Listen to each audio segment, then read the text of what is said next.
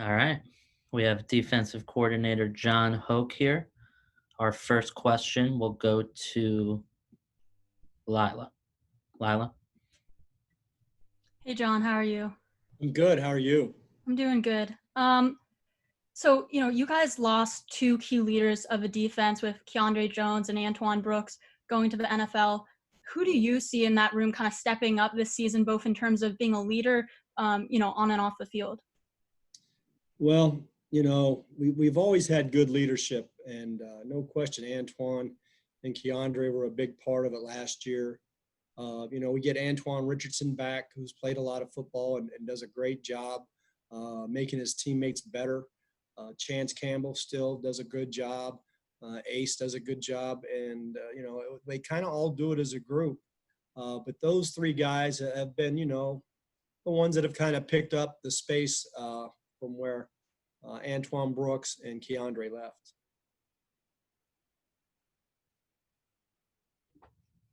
All right. Next up, we will go to Emily. Emily? All right. Hi. I was just curious from a coaching perspective, how do you prepare for the fact that, none of us really know what this is going to look like as far as one kid may be out a week, you might have a large group of players out a week. How do you prepare for that and plan for that and maybe have more like a third string guy ready to go? Right. It's a great question too. Because what it forces you to do, it forces you to definitely develop everybody. Because there's going to be situations we just don't know, just as you said, that may came up where everybody's going to have an opportunity to play. So you've got to do a good job of developing your depth and keeping your scheme relatively broad from the standpoint that everybody can execute it. And so, that was a great question, because you don't know from week to week. So you've got to do a great job of developing your whole roster. All right. Next up, we will go to Alif Kareem. Hi. So my question is sort of a follow-up for the last question. Considering you didn't have a lot of time with these guys and the fact that the team overall is very young, what sort of workarounds have you been trying to find to bring them up to speed with everything you want to do on the defensive side? Well, we had Zoom meetings. It was funny. I was sitting with a guy today. He goes, I didn't really think I was going to like the Zoom, but the Zoom helped a lot from just learning and knowledge. So that's been helpful. We've been able to do that for some time. And then just the summer access, being able to just go out on the field, obviously with the distancing, the social distancing and everything, but just kind of walking them through it, because nothing was full speed. But just kind of letting them get a feel for how everything worked and be able to talk to them philosophically how everything worked. So, we got a ways to go to catch up, understandably, but I think we did make some headway.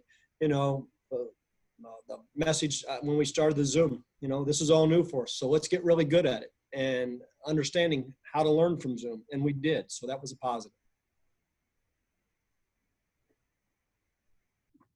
All right, we'll go to Daniel from the Baltimore Sun.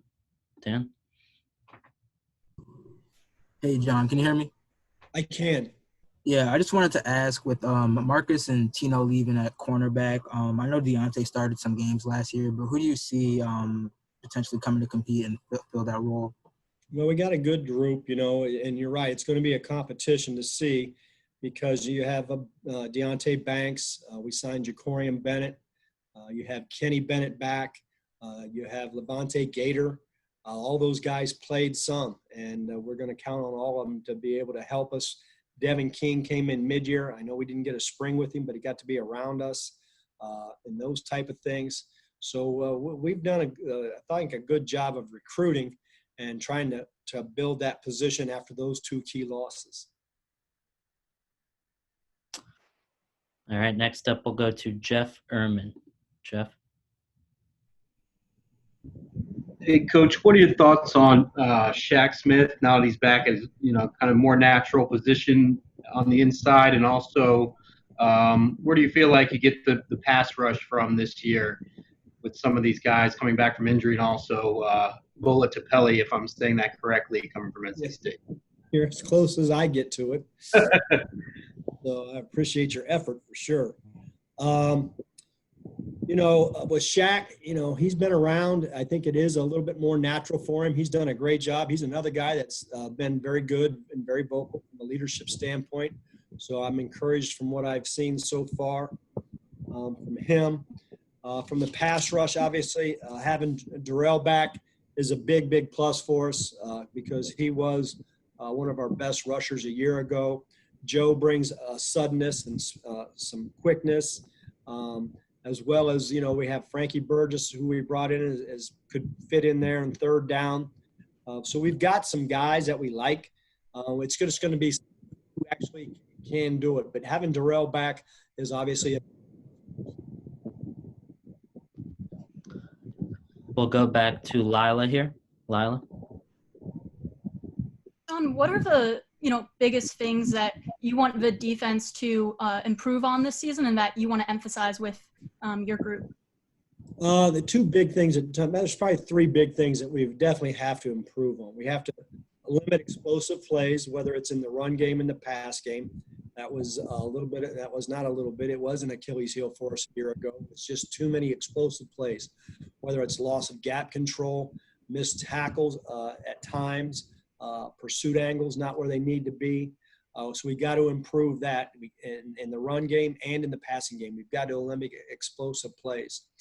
And then we can come up with more takeaways. That's one of the biggest indicators in football is how well your turnover margin is. And did not generate as many as we need to. And those three things, the pass big plays, the run big plays, and generating the takeaways are going to be huge emphasis going into camp.